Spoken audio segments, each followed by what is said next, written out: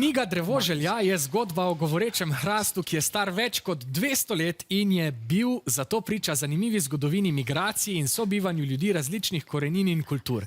Vselej je le modro molčal in zgolj opazoval, tokrat pa postane situacija zelo napeta, zato mora prvič v 200 letih spregovoriti tudi z ljudmi. Zakaj? Povesta Jasna in Jaša. Drevo želja oziroma hrast rdeči vsak konec maja obišče vsa soseska.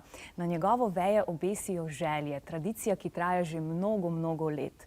No, nekega slučajnega večera pa na njegovo vejo obesi željo tudi punčka Samar, ki se je nedavno priselila v njegovo dvorišče. Jaša, kaj piše v tej želji? Punčka Samar si zelo želi prijatelja, zato ker je na novo priseljena, prišla iz druge države in pa njena mama nosi ruto, kar pomeni, da je tudi iz druge kulture. Zato jo prebivalci niso ravno najbolje sprejeli. Se pa je priselila v majhno hišico blizu prijaznega soseda Stevena.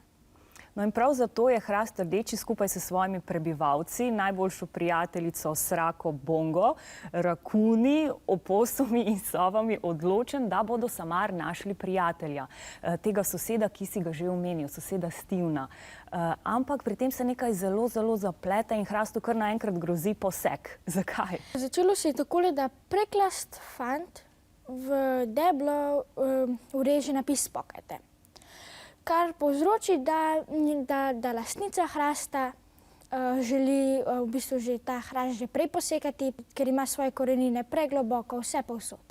No, vseeno pa hrastu skupaj z njegovimi prebivalci uspe, da se Steven in Samar nekega večera srečata, ker pa sta presramežljiva, da bi se med seboj povezala, naredi drastično potezo. Prvič spregovori. O čem spregovori, pa nam bo povedala več urednica založbe Ocean. Nataša, pozdravljena. Kakšno je hrastovo sporočilo? Živjo.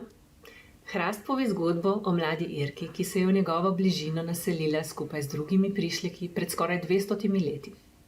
Pogosto je bila osamljena in tako je nekega dne v skladu z irsko tradicijo na hrast obesila trakec, na katerega je zapisala svojo željo, da bi imela nekoga, ki bi ga lahko imela iz srca rada. Mladi Irki pa se je želja celo uresničila, saj je nekega dne v hrastovi duplini našla zapuščeno dojenčico. Hvala lepa, Nataša, in hvala tudi tebi, Jaša, da si z nami spregovoril o tej knjigi. No, ne bova izdala, kako se knjiga zaključi. Lahko pa poveva le, da se je Samar želja uresničila. Tako da, če imate v bližini kakšno drevo, mu le prišepnite svojo željo. 200-letni hrast rdeči igra pomembno vlogo v knjigi Drevo želja. Vanj je bilo vrezano sporočilo, ki je namenjeno temu, da a. na novo priseljeno družino podi stran, b. spodbuja pisanje želja, c. drevo označi za predčasen poseg ali d. deklico Samar vabi na druženje. Čas se izteka.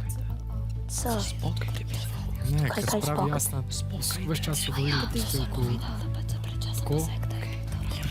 Ne vem, povejte, kaj je prav. Poglejmo, kako ste odgovorili. Vijolična ekipa pravi, da je rešitev A, na novo priseljeno družino podi stran, rumena pa stavi na predčasen poseg.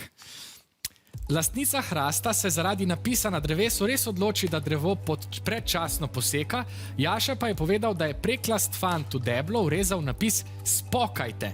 Pravilen je torej odgovor A.